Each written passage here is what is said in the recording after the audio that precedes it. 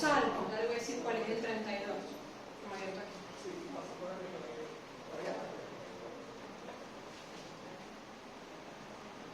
También puede ir buscando paralelamente Jonás. Si tiene tirita, la coloca en Jonás capítulo 1, porque ahí vamos a leer bastante, y luego se va al Salmo 31, ¿sí?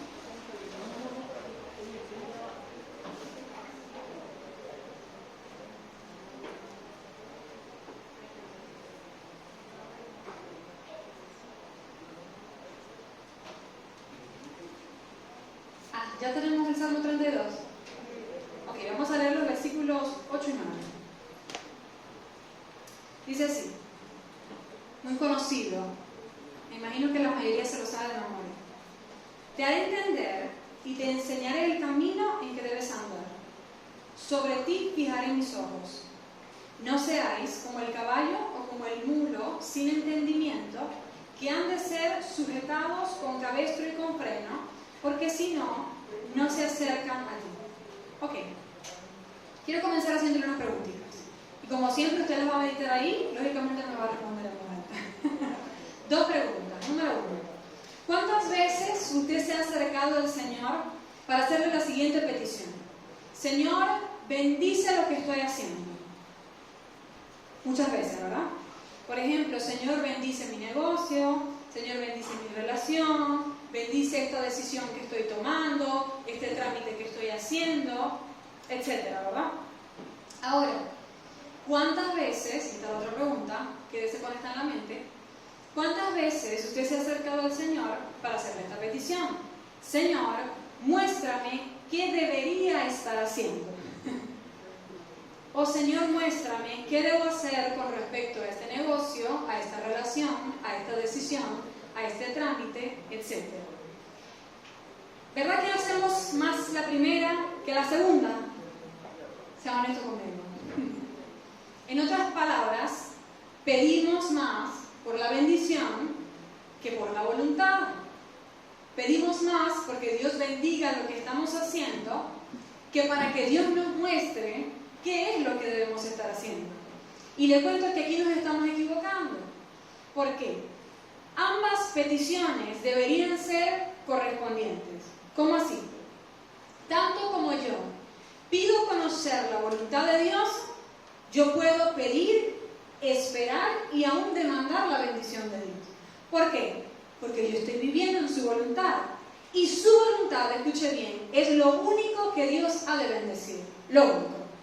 Tú puedes estar haciendo cosas maravillosas, buenas, espectaculares, pero si esas no son las buenas obras que el Señor preparó de antemano para que tú anduvieras en ellas, Dios no tiene por qué bendecirlas. ¿Me va siguiendo? Es más, muchas veces en nuestras vidas vemos que la cosa como que fluye normal y decimos, bueno, Dios me está bendiciendo porque Dios está permitiendo esto. O Dios está permitiendo que yo esté aquí, o tenga esta relación, o tome esta decisión, o haga esto. Y mire, hoy usted va a aprender que son dos cosas muy diferentes, que Dios permita algo, a que Dios se agrade de algo. ¿Me entendió? Dios te puede permitir muchas cosas, pero tal vez esa no es la voluntad de Dios, y lo más probable es que tú no estés agradando al Señor con esa decisión. ¡Auch! Diga por lo menos ouch, o ay, ay, ay, o algo. Entonces, ambas peticiones deberían ir de la mano. Si yo pido por la voluntad del Señor, yo sé que el Señor me va a bendecir. Y eso es lo que enseña el Salmo 32 que acabamos de leer. Fíjese otra vez. Dice, te haré entender y te enseñaré el camino en que debes andar. Luego, punto y coma, sobre ti fijaré mis ojos. Mire, nos encanta la segunda parte. Nos encanta la parte de sobre ti fijaré mis ojos, ¿verdad? Porque Dios, nos imaginamos, bueno, como dice la Biblia, como la niña de los ojos del Señor. Que los ojos de Dios estén sobre nosotros implica que su rostro está vuelto hacia nosotros. Eso habla de bendición, de favor, de gracia, de protección. ¡Wow! Nos encanta, ¿verdad? Ahora, la Biblia dice, y usted lo vio claramente, que esa es la segunda parte de una promesa. La segunda parte, ¿lo vio? Número 1, dice, te enseñaré el camino en que debes andar. ¿Entendido? Solo luego de eso, dice, sobre ti fijaré mis ojos. Esa parte es la bendición. La parte de te enseñaré el camino en que debes andar es la voluntad. Entonces yo no me puedo saltar a la segunda sin la primera. ¿Me entendió? No puedo pretender que el Señor me bendiga, que su favor no sea parte de mí, si yo primero no estoy indagando cuál es la voluntad del Señor y esforzándome por vivir en ella. Ahora, fíjense que el siguiente versículo que ya leímos, el Señor nos trata de, vamos a decir, confirmar o hacer un poquito más fuerte esta declaración. Y nos dice, cuidado que no sean como el caballo, como el mulo sin entendimiento. A ellos hay que ponerles cabestro para que hagan lo que yo quiero que hagan o para que se acerquen a mí. Imagínense. Yo creo que el Señor sabía cómo somos nosotros. El Señor sabía que íbamos a leer el Salmo 32:8 y nos íbamos a aprender la parte de sobre ti fijaré mis ojos, pero no íbamos a vivir el andar en la voluntad que Él nos muestra. Por eso nos dice, cuidado, una advertencia. El Señor nos está diciendo, sí te quiero bendecir, pero primero, para que mis ojos estén sobre ti, necesito que tú estés andando el camino que yo te estoy mostrando. Amén. Y no hay para dónde agarrar, porque de repente alguien me diría, no, pero es que yo no sé cuál es la voluntad de Dios. Sí sabes cuál es la voluntad de Dios, porque si tú no supieras cuál es la voluntad de Dios, tú estarías haciendo a Dios mentiroso. ¿Por qué? Porque el Señor prometió en el Salmo 32:8 que te haría entender que es más allá y que te mostraría el camino en el que debes andar. Entonces, si tú me dices, es que yo no sé qué es lo que quiere Dios, es que yo no sé qué es lo que a Dios le agrada, tú estás haciendo a Dios mentiroso. Tú sabes qué es lo que el Señor quiere que hagas y sabes también qué es lo que Dios no quiere que tú hagas. Amén. Ahora, vamos a ir a Esdras para que veamos un ejemplo de un hombre que vivió esto. Esdras 7, si quieres no lo busques, tenga allí Jonás. Esdras 7, el versículo 9, dice, porque el día primero del primer mes fue el principio de la partida de Babilonia y el primero del mes quinto llegó a Jerusalén, estando con él la buena mano de Dios. ¿Vio? Estas son las partes de los versículos que nos aprendemos. Estando con él la buena mano de Dios. Aleluya, que la mano de Dios esté con nosotros, ¿verdad? Buenísimo. Ahora, no termina ahí el versículo. Dice el 10, porque, ¿vio? Porque Esdras había preparado su corazón para inquirir, es decir, indagar, investigar cuál fuera la ley de Jehová, es decir, su voluntad, y para cumplirla. ¿Entendió? Si no existiera el versículo 10, yo le digo que vamos bien. Que la mano de Dios esté sobre nosotros. Pero el versículo 10 existe. ¿Por qué la bendición de Dios estaba sobre Esdras? ¿Por qué se le abrió el camino para que él regresara y reconstruyera allí los muros de Israel, de Jerusalén? ¿Por qué? Porque él antes había dispuesto su corazón a buscar cuál era la voluntad del Señor. Y no solo para saberla, porque ahí dice, y para cumplirla. Porque muchos la saben, pero no la cumplen. Si la sabemos, la cumplimos, amén. Porque si no, somos culpables delante del Señor. Ok. Ahora, vamos a ver el ejemplo de un hombre, y aquí nos vamos a centrar para la enseñanza de hoy, que no hizo lo anterior. Un hombre que supo cuál era la voluntad del Señor, pero decidió ir detrás de su bendición. Decidió ir detrás de lo que para él era lo más agradable o lo mejor, en otras palabras, su voluntad. Y este es el profeta Jonás. ¿Se acuerdan de Jonás? Ok, vamos a recordar la historia de la canción. ¿Se aprendió la canción? ¿Sabe la canción? Los que tienen niños seguro se lo saben, apréndensela. Pero Jonás, capítulo 1, vamos a leerlo para que usted tenga allí una breve, para que refresque. Dice así, vino la palabra de Jehová a Jonás, hijo de Amitai, diciendo, levántate y ve a Nínive, aquella gran ciudad, y pregona contra ella, porque ha subido su maldad delante de mí. Y Jonás se levantó para huir de la presencia de Jehová a Tarsis, y descendió a Jope y halló una nave que partía para Tarsis, y pagando su pasaje, entró en ella para irse con ellos a Tarsis, lejos de la presencia de Jehová. Pero Jehová hizo levantar un gran viento en el mar, y hubo en el mar una tempestad tan grande, que se pensó que se partiría la nave. Y los marineros tuvieron miedo, cada uno clamaba a su Dios, y echaron al mar los enseres que había en la nave para descargarla de ellos. Pero Jonás había bajado al interior de la nave, y se había echado a dormir. El patrón de la nave se le acercó y le dijo, ¿qué tienes, dormilón? Levántate y clama a tu Dios. Quizá Él tendrá compasión de nosotros y no pereceremos. Y dijeron cada uno a su compañero, venid y echemos suerte, para que sepamos por causa de quién nos ha venido este mal. Y echaron suertes y la suerte cayó sobre Jonás. Entonces le dijeron ellos, decláranos ahora por qué nos ha venido este mal. ¿Qué oficio tienes? ¿Desde dónde vienes? ¿Cuál es tu tierra? ¿Y de qué pueblo eres? Y él les respondió, soy hebreo y temo a Jehová, Dios de los ejércitos, Dios de los cielos, que hizo el mar y la tierra. Y aquellos hombres temieron sobremanera y le dijeron, ¿por qué has hecho esto? Porque ellos sabían que huía de la presencia de Jehová, pues él se lo había declarado. Y le dijeron, ¿qué haremos contigo para que el mar se nos aquiete? Porque el mar se iba embraveciendo más y más.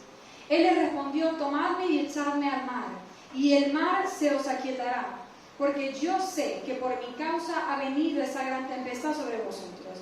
Aquellos hombres trabajaron para hacer volver la nave a la tierra, mas no pudieron, porque el mar se iba embraveciendo más y más contra ellos.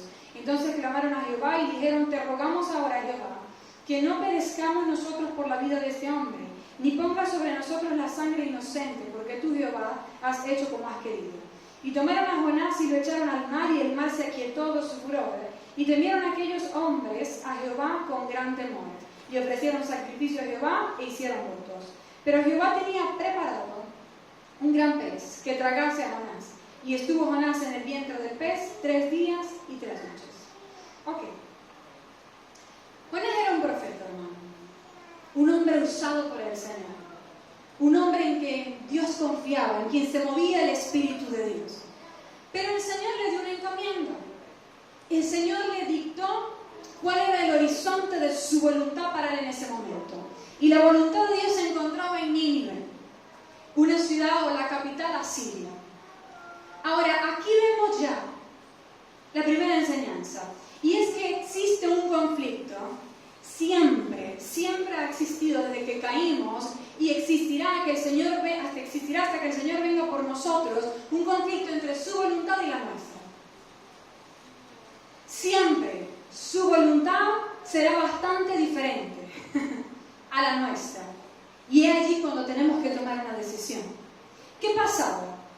La voluntad de Dios para Jonás no era nada, vamos a decir, nada chévere, ni agradable, ni le parecía a Jonás apetecible o deseable. Al contrario, mire, los hombres de Nínive, los asirios en general, se dice que eran los hombres o la civilización más cruel que existía para ese momento. Y ya estos hombres habían hecho incursiones en Israel, ya eran enemigos del pueblo de Dios, incluyendo a Jonás. Se dice que, mire, ahí estuve leyendo muy interesante, dice que ellos habían perfeccionado los métodos de tortura más inhumanos. Por ejemplo, leí acerca de uno que decía que enterraban a los hombres, a sus enemigos, en el desierto, en la arena, solamente dejando sus cabezas afuera y dejaban que el sol los matara. Imagínense usted. Estos eran esos hombres. Esto era lo que había en el corazón de ellos. Y por eso Dios dice, su maldad ha subido delante de mí. El mensaje era que el Señor les destruiría si no se arrepentían, porque realmente eran hombres malos. Además de eso, eran idólatras, eran fornicarios, y como si fuera poco, eran borrachos empedernidos. Imagínense usted.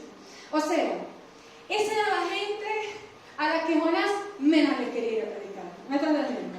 A nosotros nos agrada predicarle al que nos sonríe, al que nos recibe bien, ¿verdad?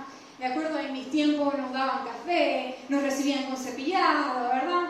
Allá es que nos gusta predicar, pero esta gente que iba a recibir a Jonás, pues no era lo más agradable.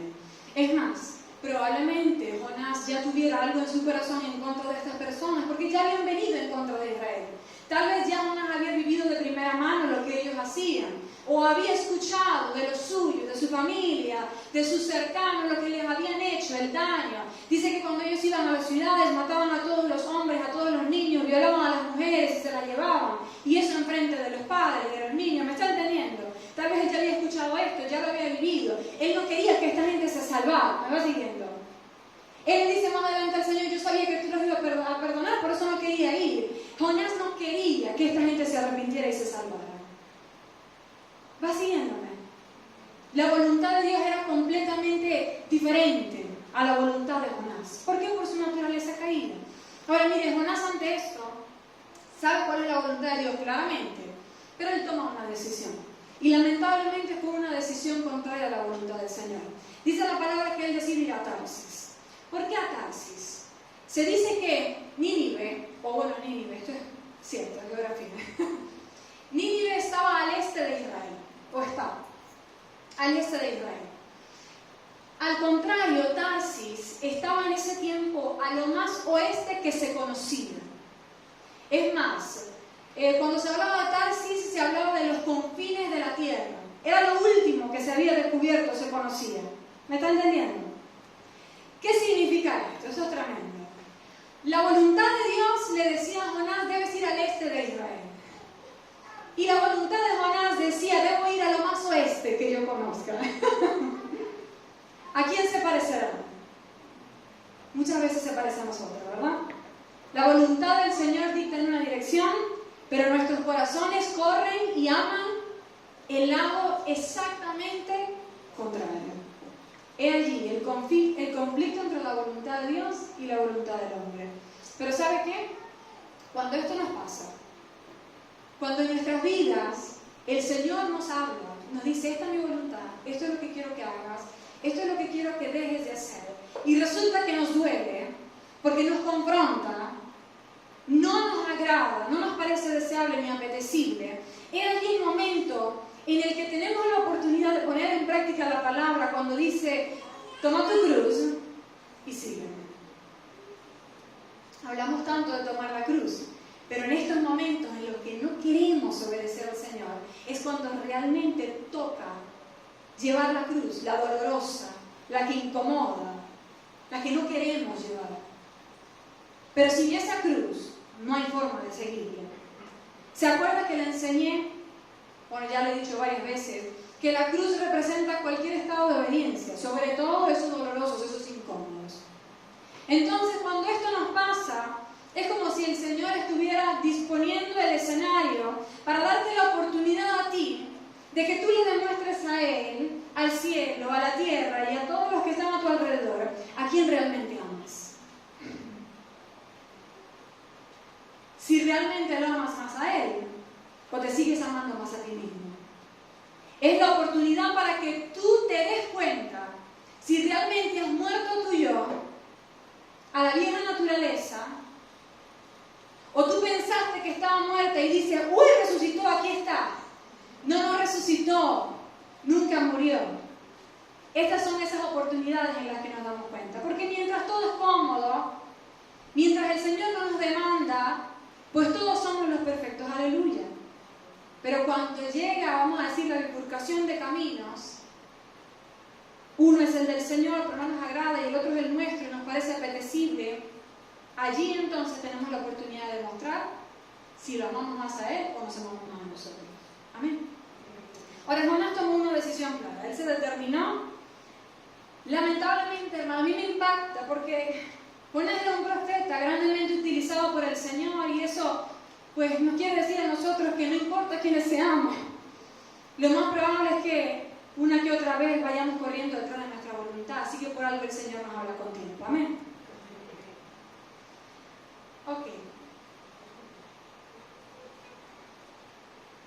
Ahora, vimos entonces, continuando con la historia, que él tomó la decisión de irse a Tarsis, ¿verdad?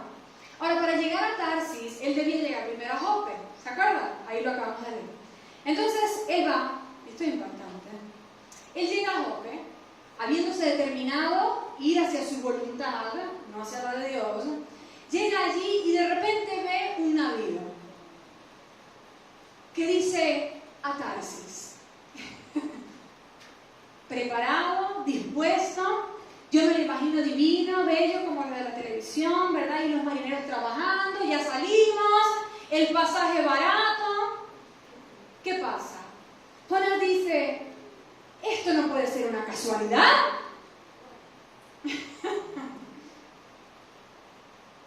Permítame imaginar un poco, ¿no? Porque eso no lo dice textualmente la Biblia. Pero lo sé porque seguro nosotros pensaríamos de la misma manera. Él llega a Jope y dice, no, si este barco está aquí, esto debe ser una señal del cielo. Esto tiene que ser que Dios se arrepintió y dijo, bueno, Jonás, ven y predicas allá en Tarsis. Bueno, vamos. revelación del Señor de que él en su desobediencia iba bien. Imagínese usted. Y lo mismo nos pasa a nosotros. Sabemos cuál es la voluntad del Señor porque Jonás la tenía clara y les dije que nosotros también, porque la palabra dice que el Señor nos la enseñaría. Fijamos en nuestros corazones que no vamos a hacer la voluntad del Señor y de repente, hermano, todo empieza a ser una señal de que tú estás bien. Nunca le ha pasado. Es increíble. Pero una vez que tú te determinas a desobedecer al Señor, parece que todo se alineara para decirte estás bien, no estás equivocado, continúa, adelante. ¿Sabe por qué? Porque nosotros hemos logrado autoengañarnos. Porque somos muy efectivos en ese arte del autoengaño. ¿Sabía? Y además, como si no fuera suficiente, entonces lógicamente tenemos un adversario que está allí y dice, le pongo el barquito por acá. Y como él fijó en su corazón desobedecer al Señor, él va a decir que esto es una señal del cielo. Vamos a ponérselo, vamos a echar un empujoncito para que termine de desviarse. ¿Me entendió? Cuidado con las señales. Cuidado, usted sabe cuál es la voluntad de Dios. Y si sabe cuál es, si usted está caminando en sentido contrario, nada es una señal de que usted está bien. ¿Por qué? Porque el Señor no cambia. El Señor no se arrepiente de su palabra. El Señor no va a cambiar de opinión para decirle, bueno, tienes razón, tu idea era mejor, continúa. Jamás. Nunca. Amén. Entonces, ¿qué hacemos nosotros si sabemos cuál es la voluntad de Dios? Interpretando casualidades o aún señales del maligno como si fueran señales de Dios. No lo hagamos. Amén. Ok. Ahora, es increíble, ¿no? Jonás se autoengañó también, que subió en ese barco y dijo, yo me lo imagino, meditando en esto, subiendo en el barco, wow, las puertas se abren. Cuidado con ese lenguaje. No está mal, pero si usted está en la voluntad del Señor, las puertas se abren, todo fluye, todo sale bien, no hay tropiezo, no hay problema. Si Dios no quisiera que yo tomara este camino, se me cerrarían las puertas, no me salieran las cosas. Ay. Así se logró engañar también que entra en la nave y ¿sabe qué? Se va a echar más solita. Y el Señor, mire esto, el Señor envía una primera advertencia, envía una tempestad. Una tempestad que era tan fuerte que ellos creían que iba a partir la nave. Imagínense, así de fuerte era. ¿Y saben dónde estaba Jonás? Todos clamaban a sus dioses. Ay, Dios. Y Jonás estaba dormido. Estaba en la tercera fase del sueño. No sé cuántas fases hay, pero en la más profunda. Tanto que el capitán de la nave tiene que ir a decirle, dormilón, despiértate y clama a tu Dios. Imagínese usted, todos clamando a su Dios menos Jonás. Ahí nos damos cuenta que algo andaba mal. Dormido. Ay, yo me pregunto, ¿cómo podía dormir? ¿Cómo su conciencia estaba tan tranquila? ¿Me está entendiendo? Es que es impresionante porque a veces decimos, no, es que si yo peco, si yo me desvío, si yo desobedezco, yo sé que el Espíritu Santo me va a dejar en paz. Mire, no se engañe. El Espíritu Santo le va a hablar por un tiempo. Pero si Él sabe que ya usted determinó en su corazón desobedecer al Señor, Él ya no le va a decir nada más. Y ahí entonces es cuando nosotros mismos adormilamos nuestras conciencias. Y por el pecado se cauterizan. Y ya nos damos cuenta que estamos caminando en desobediencia. Ya nos duele, ya nos incomoda. Ahí estaba Jonás. Se había engañado también. Que estaba dormido. No tenía ningún peso, ningún remordimiento de conciencia. ¡Wow! ¿Y sabe cuál es el peligro del autoengaño? Que nos perdemos la primera advertencia. Porque cuando se levantó la tempestad, Jonás no la vivió, él estaba durmiendo. ¿Me está entendiendo? La tempestad era un llamado de atención de Dios. Dios decía, despiértate. Date cuenta que te estás equivocando. Pero él estaba dormido. Así nos pasa a nosotros. Nos determinamos a desobedecer, a caminar en otro sentido, a la voluntad del Señor. Venimos a la iglesia y creemos que Dios nos va a hablar. Y Dios empieza a hablar a través de la palabra, porque siempre lo hace. Y todos se dan cuenta que esa palabra le sirvió a fulano menos fulano. Aunque cuidado, porque usted no tiene por qué estar examinando la vida del otro, pero a veces pasa. ¿Por qué? Está dormido en medio de la advertencia. Porque se autoengañó. Porque tomó una decisión de no obedecer al Señor y el Señor no pasará por encima de la decisión que él tomó. Porque Él determinó que tú fueras un agente moral de decisión libre. ¿Entendió? Entonces, cuidado. Es tiempo de pedirle al Señor, Señor, si yo he adormilado mi conciencia, si mi conciencia está cauterizada, si ya no me incomoda, si ya no me duele y yo me encuentro caminando fuera de tu voluntad, Espíritu Santo, perdóname, porque usted tiene que pedir perdón al Espíritu Santo. Perdóname y permite que una vez más yo sea sensible a tu voz y a tu voluntad. Amén.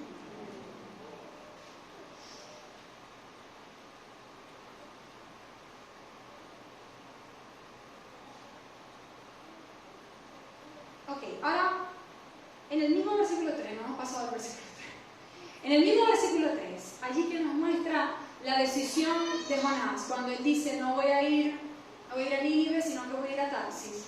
Ahí se nos muestra la primera consecuencia de la decisión de Jonás, de la decisión desobediente, terca, necia de Jonás. Y es que fíjese que repite 2 veces una frase. Lea conmigo para que usted me diga cuál es la frase que se repite. Dice el versículo 3.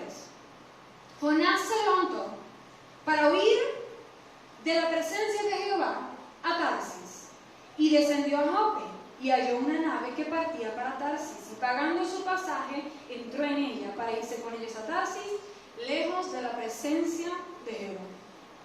Hay una frase que se repite. ¿Cuál es? Usted lo descubrió solo. ¿Qué nos quiere decir esto? En el momento en que nosotros nos determinamos a vivir en algo diferente a la voluntad del Señor, no solamente estamos perdiendo la voluntad de Dios, estamos perdiendo la presencia de Dios. Si el Señor marca derecha y tú te vas a la izquierda, tú te estás, lógicamente, alejando del lugar de su habitación. ¿Y sabe qué? Cuando nosotros perdemos la presencia del Señor, lo perdemos todo. ¿Por qué? Porque nosotros fuimos diseñados por Dios para vivir, ser sustentados, alimentarnos y subsistir por la presencia de Dios en nuestra vida. Cuando no la tenemos, nos empezamos a secar. Y mire, hay muchos. De repente tú tomaste una decisión equivocada o alguien y de repente dicen, qué bien me va en el negocio, bueno, qué bien me va con esto, qué bien me va con este nuevo inconverso, qué bien me va con esta decisión que tomé, bueno, chévere,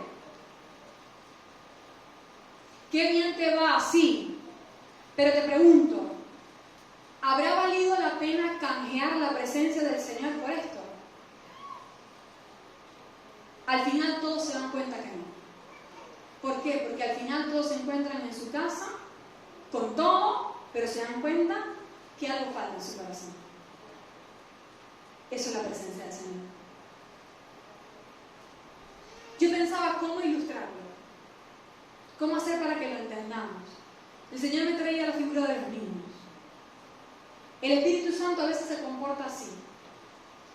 Mire, cuando una figura importante para un niño, sea mamá o papá, desde que el niño nace, lo que el niño más escucha es calla, haz silencio, deja de hacer eso, deja de hacer aquello, no te muevas, cuidado. Cuando el niño escucha demasiado eso, es muy probable que el niño crezca para ser una persona que calla, una persona que no puede manifestarse, que no tiene libertad para ser. ¿Por qué? Porque terminó por absorber, por hacer caso a lo que tú tan insistentemente le dijiste o le enseñaste. ¿Me está entendiendo? ¿Me sigue?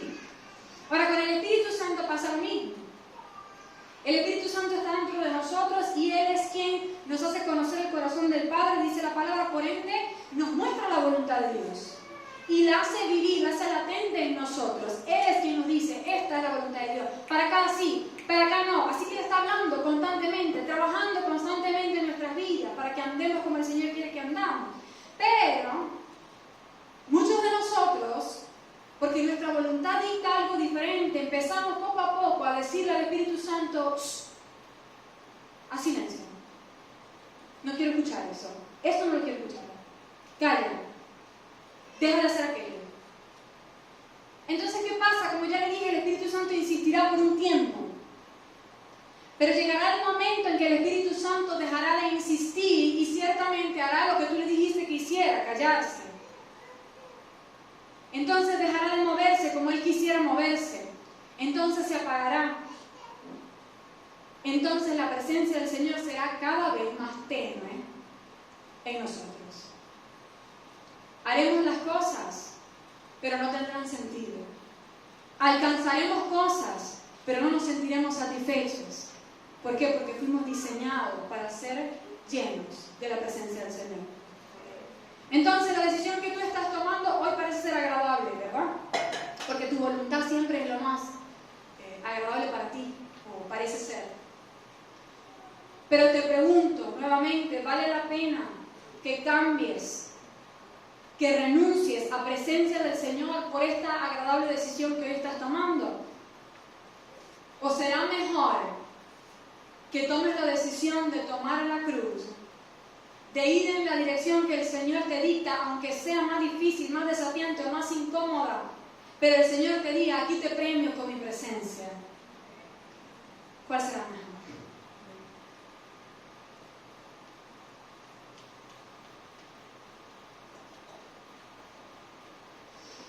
Ok, entonces Jonás perdió la presencia del Señor. En el versículo 10 vemos algo que pasa cuando perdemos la presencia del Señor. Y es que dejamos de ser testigos efectivos del Señor.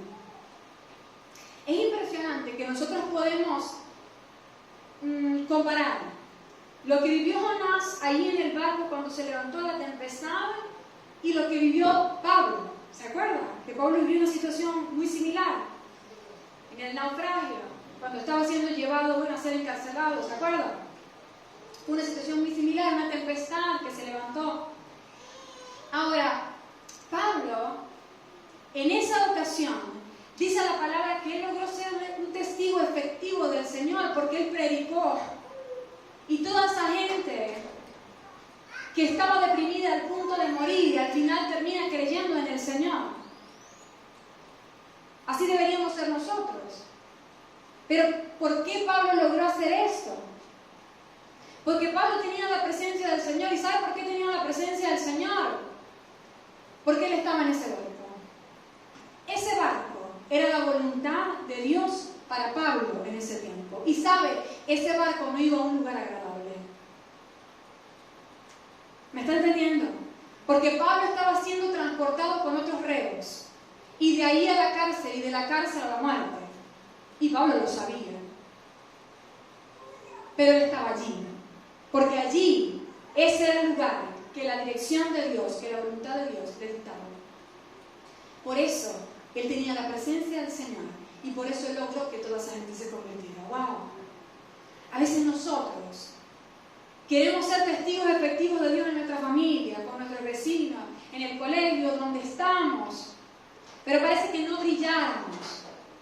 Mira, tú puedes hacer todo lo del Evangelio, todo lo del cristiano evangélico. Puedes venir a la iglesia, puedes aprenderte los coritos, puedes venir a orar y hacer todo lo que tú quieras. Pero si tú no estás viviendo en la voluntad del Señor, tú no vas a tener la presencia. Y si no tienes la presencia, no vas a lograr convencer a la gente. Porque el que convence es el Espíritu Santo. Y entonces nos preguntamos, ¿por qué? ¿Por qué no logro que mi familia se convierta? ¿Por qué no logro que vean algo en mí por lo menos diferente? Porque haces bien el trabajo del cristiano evangélico, pero no estás haciendo bien el trabajo de andar en la voluntad del Señor. Y entonces sí hay presencia del Señor, pero es tenue. Necesitamos una presencia impactante si queremos impactar a otros, ¿verdad? Jonás, esto fue lo que ocurrió con Jonás. Él entra en ese barco y entra de incógnito. Porque la palabra dice que estos hombres tuvieron que levantarle y preguntarle de qué ciudad eres, quién eres, cómo te llamas, a qué Dios sirve, ¿Me está entendiendo? Jonás estaba de incógnito, él era invisible, no tenía presencia. Nadie se dio cuenta que Jonás era diferente. Es más, se escondió en su camarote. ¿Por qué? Porque él mismo sabía que él no tenía presencia. Él mismo sabía que no podría testificar. ¿Cómo testifico si yo estoy en desobediencia? ¿Cómo testifico si yo mismo estoy viendo de la presencia del Señor? Si sé que Dios no está agradado de mí. Así que Dios tuvo que testificar de sí mismo. Yo me imagino que más adelante a Jonás le habrá dado pena esto. Que Dios haya tenido que testificar de sí mismo cuando era un profeta de Jehová. ¿Cómo Dios testificó de sí mismo? Bueno, cuando envía la tempestad y Jonás cae al mar y se calma, estos hombres dicen, este tiene que ser realmente el Dios del cielo, del mar y de la tierra, porque se calmó. Creyeron al Señor, dice la palabra, que hicieron votos a Jehová. Dios tuvo que hablar por sí mismo. Wow. Porque ahí estaba Jonás, con el título de profeta del Señor, pero completamente inefectivo, porque andaba en desobediencia. Cuidado. Nosotros podemos ser ministros y podemos tener promesa de Dios, y Dios te puede haber dicho, te voy a ver a las naciones, y tú eres un pastor, y eres un evangelista, y eres un profeta, y te voy a usar en tu barrio, y se van a convertir tus vecinos. El Señor puede tener todo eso, pero si tú no caminas dentro de tu voluntad, nada de eso lo vas a ver. Porque Dios promete, pero también nos demanda. Amén. Ahora, vamos a lo bueno, porque yo sé que todo esto, usted está así como que, ay Dios. Pero vamos a la parte buena. El versículo 17 nos muestra algo tremendo. Léalo conmigo otra vez. Dice el versículo 17. Pero Jehová, mire, ya no es suficiente. Pero, ¿cómo así? Sin embargo, a pesar de que Jonás fue desobediente, terco como el caballo, como la mula, a pesar de que se fue al oeste, cuando yo dije al este, a pesar de todas las consecuencias que se levantaron, a pesar de que cayó en el mar, y cuando parecía que la historia ya se iba a terminar, cuando parecía que el profeta moriría ahogado y la única moraleja de nuestra historia sería, teme al Señor. Entonces el Señor introduce un pero. Y como siempre digo, gloria a Dios por el pero de Dios. Porque si no fuera por eso, ¿qué sería de nosotros? Entonces el Señor dice, sí, Jonás se equivocó, sí, fue en contra de mi voluntad, sí, todo se agravó, sí, parece que se iba a morir, pero Jehová tenía preparado un gran pez que tragase a Jonás. Y estuvo Jonás en el vientre del pez 3 días y 3 noches, y el versículo 1 del capítulo 2 dice, entonces oró Jonás a Jehová su Dios desde el vientre del pez. Eso es tremendo. Hermano, ese pero, ese sin embargo, es un despliegue de la misericordia, del amor, de la paciencia que Dios tiene para con sus hijos. Porque si hubiera sido yo digo, pues que se pierda. Pues él toma su decisión, bien grande que está, que llegue a Tarsis, que vea qué pasa con su vida y que ande como Caín, errante y lejos de mi presencia. Si eso fue lo que él decidió, es lo que yo hubiera dicho. Pero gloria a Dios, porque Dios no es como yo. Él dijo, no, le voy a brindar otra oportunidad. Porque tenemos un Dios de segundas oportunidades, gloria a Dios. Y esa es la razón por la que no importa. Si hoy te estás dando cuenta que no estabas tomando las mejores decisiones, si hoy te estás dando cuenta que te equivocaste, recuerda que el Señor da segundas oportunidades. Ahí el Señor tenía preparado un pez que sería el transporte de regreso a su voluntad para Jonás. No sé si me están entendiendo. El barco iba hacia el oeste. Vamos a decirlo así, el pez iba hacia el este. El Señor sabía que Jonás no se imaginaba lo que le esperaba lejos de su presencia. Y nos muestra su amor en que preparó un pez que le trajera de regreso a su voluntad. Ahora mire, por mucho que esto es bello, yo no quiero de ninguna manera que usted entienda de esto, porque así somos, que usted entienda de esto y que usted pueda abusar de la gracia de Dios. ¿Me sigue? Yo no quiero que usted diga, bueno, Rebeca dijo que Jonás se fue lejos de la voluntad del Señor. Y bueno, yo también me fui lejos de la voluntad del Señor. Pero como dijo Rebeca, el Señor tiene preparado un pez para regresarme. Cuidado.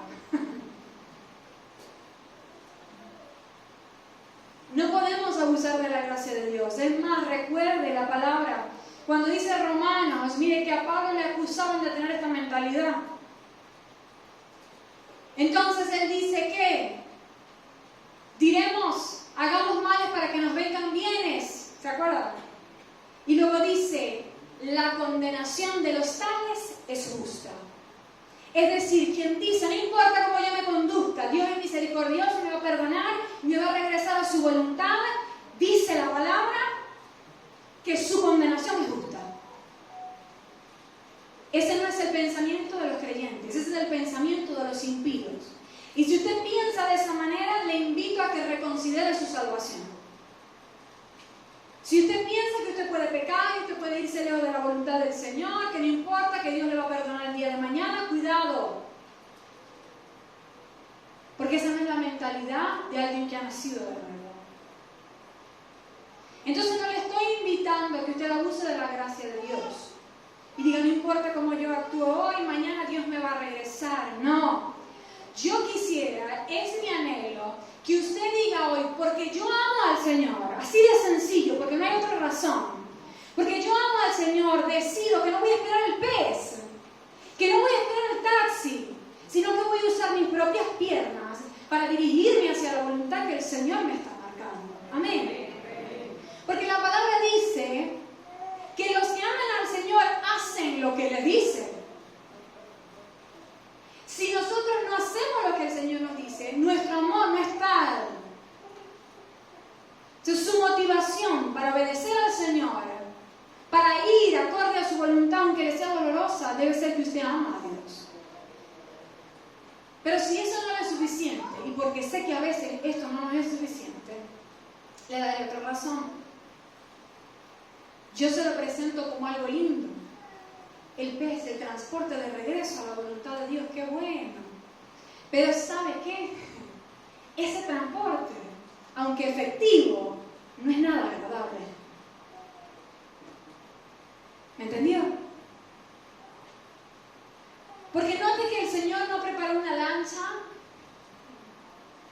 El Señor no preparó los barquitos esos que nos llevan para los callos, para que llevaran a Jonás. El Señor no preparó una limusina, ni una avioneta. El Señor preparó el vientre de un pez. Mire, se cree.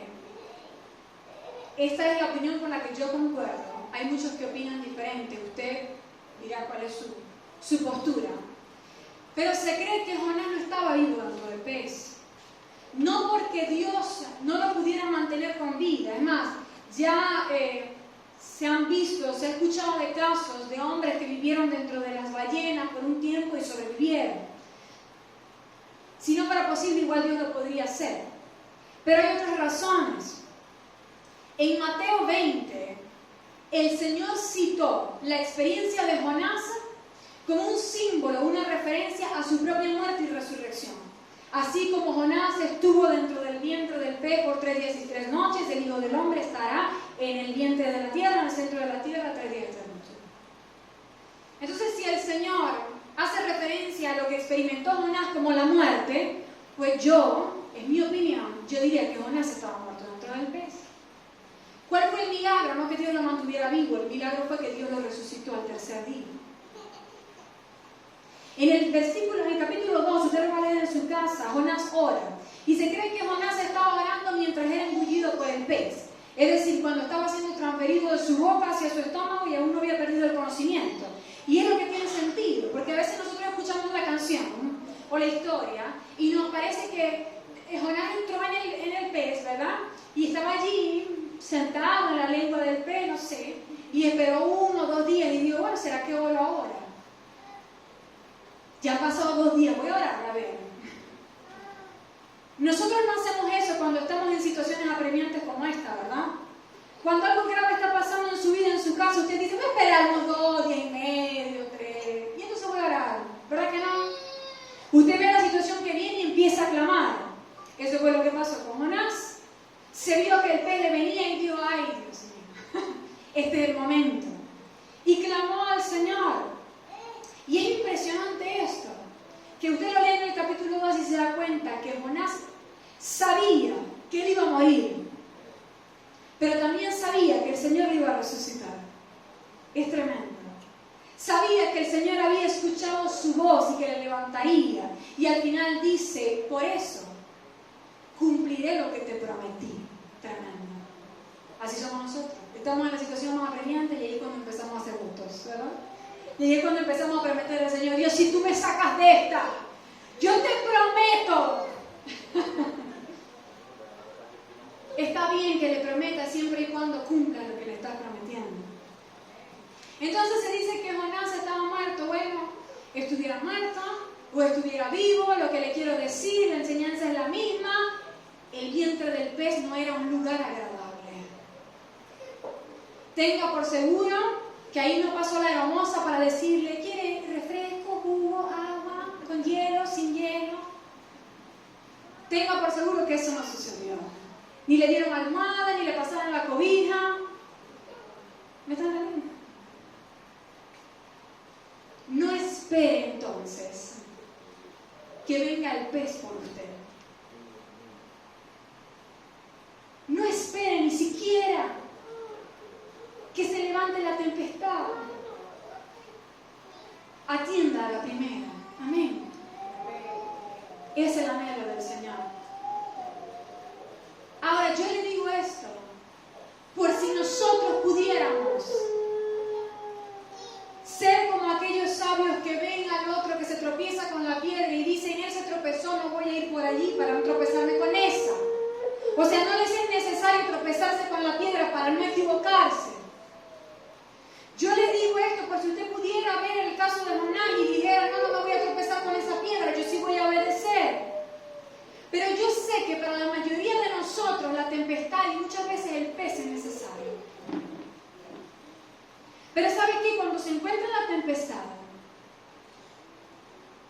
cuando se encuentre allí siendo engullido por el pez, no se vuelva en contra del Señor. Recuerde lo que el Señor está haciendo por usted.